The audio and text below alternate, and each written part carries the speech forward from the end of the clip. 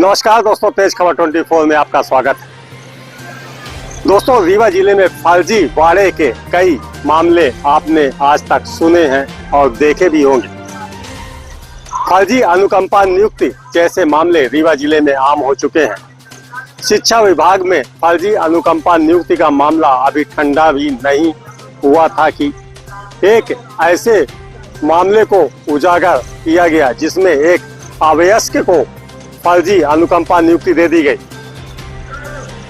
हद तो तब हो गई कि जब इस मामले की शिकायत कई अधिकारियों तक की गई, यहां तक कि सहकारिता मंत्री तक इस बात की शिकायत की गई, लेकिन आज तक कोई कार्यवाही नहीं हुई।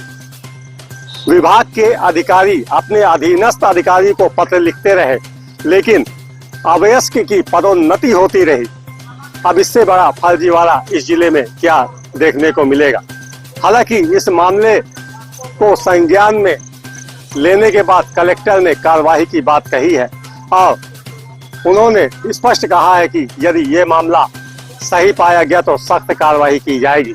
दरअसल ये पूरा मामला रीवा जिले के त्योथर स्थित मनिका सहकारी समिति का है। इस समिति के अंदर 15 वर्षीय युवक को नियुक्ति दी गई थी और इसके बाद शिकायतों का दौर शुरू हुआ। कलेक्ट्रेट कार्यालय से लेकर सहकारिता मंत्री तक इस बात की शिकायत की गई। मामला संज्ञान में आने के बाद संयुक्त आयुक्त राकेश पांडे के द्वारा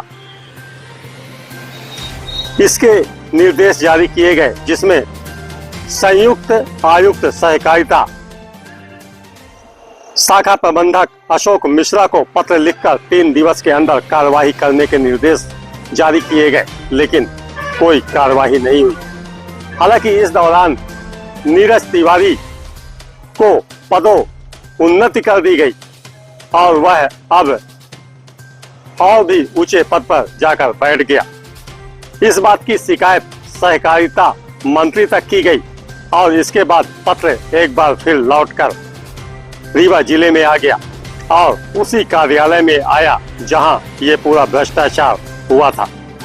इस बात की शिकायत स्थानीय लोगों के द्वारा कई बार की गई, लेकिन कोई कार्रवाई नहीं हुई। इस बात के प्रमाण जब विद्यालय से मिले कि जिस व्यक्ति की नियुक्ति की गई थी वह नियुक्ति के समय मात्र 15 वर्ष 7 माह 9 दिन का था और सारे दस्तावेज सारे साक्ष्य मिलने के बाद जब इस मामले को संज्ञान में लिया गया तो संयुक्त आयुक्त ने एक बार फिर पत्र लिखा।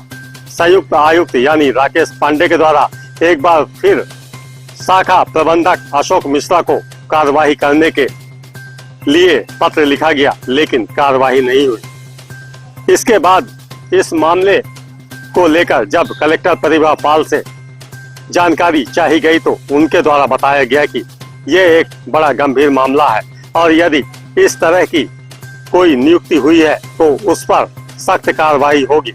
साथ ही उन अधिकारियों पर भी कार्रवाई होगी जो जानते हुए भी ऐसे नियुक्ति को करने के बाद चुप्पी साध कर बैठे हुए हैं। अब देखना यह है कि इस मामले को लेकर प्रशासन कितना गंभीर होता है। ये विषय संज्ञान में लाया है कि ये 2010 का कोई विषय है, तो क्योंकि ये पुराना विषय है तो 2010 की कैसे नियुक्तियां हुई थी, क्या नियुक्ति हुई थी, सेवा सहकारी समिति ने किस तरीके से ऐसे किसी अवयस्क को ऑनबोर्ड किया था, तो ये जांच का विषय है। जांच करा के हम इसका निराकरण करेंगे। शासकीय अधिकारी और मंत्रियों ने भी इस पे कार्रवाई लिखा था, लेकिन कोई कार्रवाई अगर चूंकि ये पुराना विषय है लेकिन गंभीर विषय है, यदि ऐसा है तो ये जांच में जो भी फैक्ट सामने आएंगे और यदि ये वास्तव में ऐसा है कि 2010 की नियुक्ति के वक्त संबंधित जो व्यक्ति है वो अवयस्क था तो ये कार्रवाई का विषय है। जैसा कि हम आपको बता चुके हैं कि नीरज तिवारी जिसकी नियुक्ति मनिका सहकारी समिति में की गई थी, वह नियुक्ति के समय मात्र 15 वर्ष 7 माह का युवक था, लेकिन इसकी शिकायत होने के बाद भी कोई कार्रवाई नहीं हुई।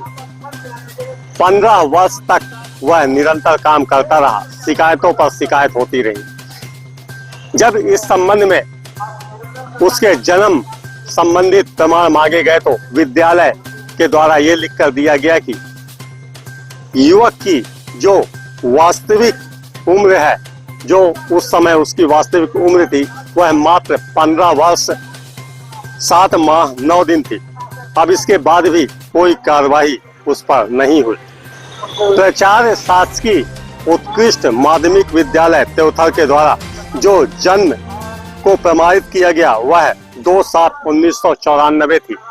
इससे यह तो प्रमाणित हो गया कि नियुक्ति के समय जिस व्यक्ति यानी नीरज तिवारी की नियुक्ति की गई वह उस समय नाबालिग था और मात्र 15 वर्ष 7 माह का था।